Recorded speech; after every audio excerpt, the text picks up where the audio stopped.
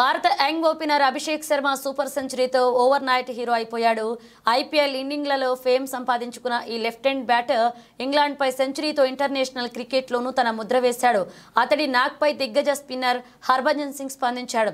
ప్రతి బ్యాటర్ కెరీర్లో చెప్పుకోదగ్గ నాక్స్ కొన్ని ఉంటాయి. కెరీర్ ముగిశాక వెనక్కి తిరిగి చూసుకుంటే అవే గుర్తుకొస్తాయి. అయితే అలాంటి ఇన్నింగ్స్ అంత ఈజీగా రావు. కొన్నేళ్ల పాటు ఆడుతూ పోతేనే ఇది సాధ్యం. అయితే కొందరు చిచ్చర పిడుగులు మాత్రం కెరీర్ స్టార్టింగ్లోనే మెమరబుల్ నాక్స్ ఆడి ఆశ్చర్యపరుస్తుంటారు. Team India young opener Abhishek Sharma అదే పని చేశాడు. ఇంగ్లాండ్తో జరిగిన 5వ టీ20లో అతడు ఆకాశమే హద్దుగా చెలరేగాడు. 54 బంతుల్లో 135 పరుగుల ఇన్నింగ్స్తో విధ్వంసం సృష్టించాడు.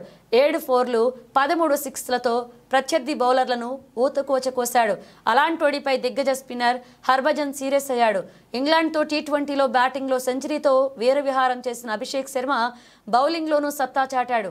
ఒక ఓవర్ వేసి 3 పరుగులిచ్చి 2 కీలక వికెట్లు పడగొట్టాడు.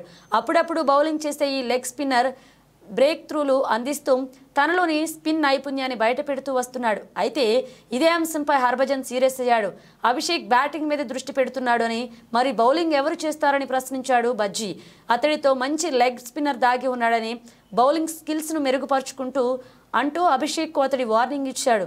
ఈ విషయంలో గతంలోనూ పలుమార్లు సూచనలు చేసినా అతడు పట్టించుకోలేదు అని సీరియస్ అయ్యాడు బజ్జీ.